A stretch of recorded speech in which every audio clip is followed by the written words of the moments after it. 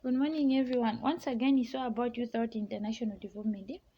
Just as much as the scripture says in John 15:16 that you did not choose me, but I chose you and appointed you to go and bear fruit. Fruit that will last, then the Father will give you whatever you ask in my name. So here God was telling us that He was the first one who chose us first. And due to the fact that He chose us first, whatsoever we ask in His name shall be granted, and whatsoever wish we have, it shall be done. So I just want to encourage you, my fellow youth, that we have to believe and trust in God in whatsoever we do. Because if we put God first in everything we should be involved in will be successful. And also about the changing of the mindset, let's look at Romans 12, starting from this one, where it says, therefore, I urge you, brothers, in view of God's mercy, to offer your bodies as living sacrifices, holy and pleasing to God. This is your spiritual act of worship. Do not conform any longer to the pattern of this world, but be transformed by the renewing of your mind.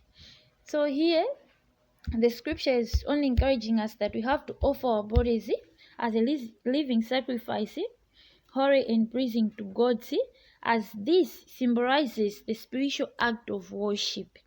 Because if we, the youth, we offer our bodies to Christ, we will not involve ourselves in immoral behaviors or something which will lead to the destruction of everything we are involved in. Because we will put God first, and everything we do will be a success. And also, if here on verse 2 it's saying, do not conform any longer to the pattern of this world, but be transformed by the renewing of this mind.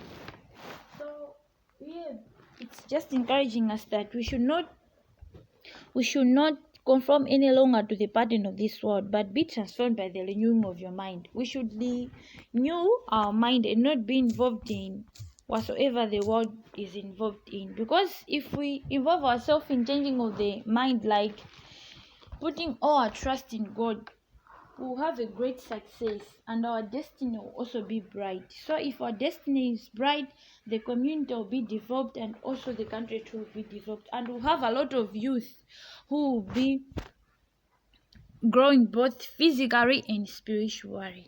So we have to help one another in spreading about the gospel, about God's holy word. So thank you for your time.